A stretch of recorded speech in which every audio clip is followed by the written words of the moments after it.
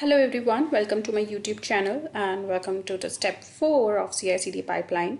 Here we will learn how to install Apache on our web server where we have 4 EC2 instances which we have already set up in our AWS account. Now we need to install the Apache on our web server. Let's see how to do that. Here we are on our AWS account. Now we will enter into PuTTY to enable a session, and for that we need the public IP of our web server. For this we are here in the web server and this is our public IP. We are copying it and pasting it on our PuTTY. So here we are pasting it. Let's give it some name, web server. This is done, and now also we again need to provide the key for the authentication.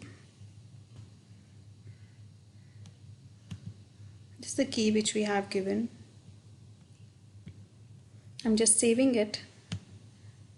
Okay, unloading it. Accept. Log into EC2 user. So here we logged into our EC2 user. I'm trying to increase the size so it will be more visible to you.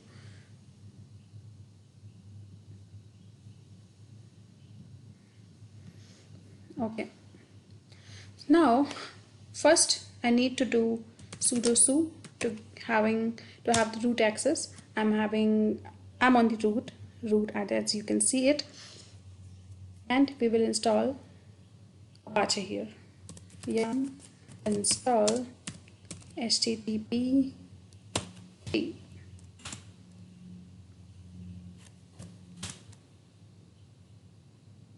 Okay, so Apache is installed. Now what we have to do is we have to first start the Apache and enable it. For that we have the command systemctl start httpd.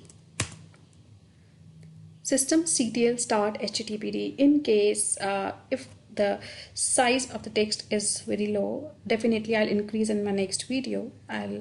You can put this command systemctl start httpd to start the Apache, and again systemctl enable httpd for enabling the Apache.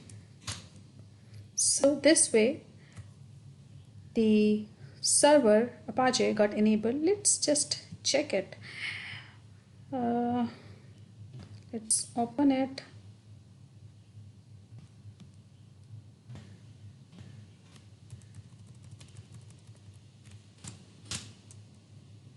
Okay, so Apache is installed successfully. As you can see it was not working on HTTPS because there are some inbound rules that has been adjusted in such a way, so we are just working with HTTP. So that you need to be have it in your mind. If you are getting an error on HTTPS, try running it on HTTP.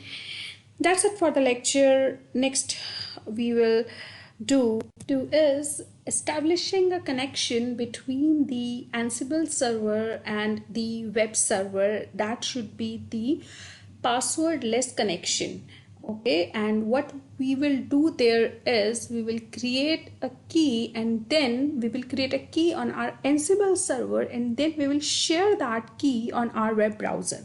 This is the agenda, this is the objective of our next video. Thank you.